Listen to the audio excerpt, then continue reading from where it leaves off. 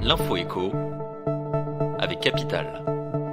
On commence avec l'info pratique Capital et c'est une mauvaise nouvelle pour les ménages français. Leur facture d'électricité risque de grimper à partir de février prochain. Le 1er février 2019, les tarifs réglementés devraient subir une hausse substantielle. Le prix de l'électricité pourrait ainsi s'alourdir de 3 à 4% selon le journal L'Opinion, tandis que le Parisien évoque une augmentation de 2,3% en 2019 et de 3,3% en 2020. Ce sont 25 millions de foyers qui seront concernés par cette hausse de tarifs. Une information qui arrive au pire moment pour le gouvernement qui fait déjà face à la grogne des gilets jaunes.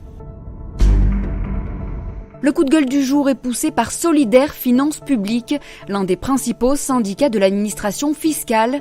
Depuis le début du mouvement des Gilets jaunes, le syndicat a recensé plus de 130 actions violentes à l'encontre des centres des impôts. Des violences qui se déroulent dans 55 départements de l'Hexagone. Blocages, feux de poubelle et dégradations. Les forces de l'ordre ont même dû intervenir à Castres pour évacuer des agents bloqués dans un centre des finances publiques. Anne Guyot-Welck, la porte-parole du syndicat, regrette auprès de Capital une situation injuste pour les agents qui ne sont selon elle en rien responsables de la politique fiscale du gouvernement. Le chiffre du jour maintenant, 1,15%, c'est le taux d'emprunt obtenu sur 20 ans par un jeune professeur des écoles à Biarritz. En cette fin d'année, beaucoup de banques ont atteint leurs objectifs de production de prêts. Elles sont donc un peu plus restrictives vis-à-vis des primo-accédants, mais certains profils se voient encore proposer des taux canons. C'est donc le cas pour notre enseignant gagnant 2050 € par mois qui souhaitait financer une opération de 110 000 €.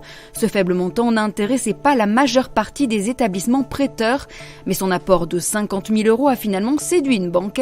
Retrouvez nos simulations et le profil des emprunteurs ayant obtenu les meilleures offres de prêt sur capital.fr. Connaissez-vous la niche fiscale spatiale ? Eh bien, en matière d'impôts, les députés français ne sont pas à court d'idées. Pour alléger la fiscalité d'Eutelstat, l'opérateur français de satellites, des parlementaires ont en effet voté un amendement à la loi de finances. Objectif qu'une partie de ces bénéfices soit envoyée sur orbite et donc non soumise à l'impôt français.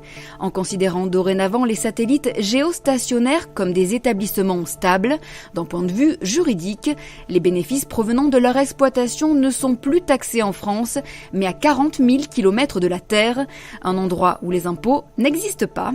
Ce stratagème fiscal ferait économiser de 20 à 30 millions d'euros à l'opérateur de satellite et viserait à retenir Eutelstat sur le sol français. C'était l'info écho avec Capital.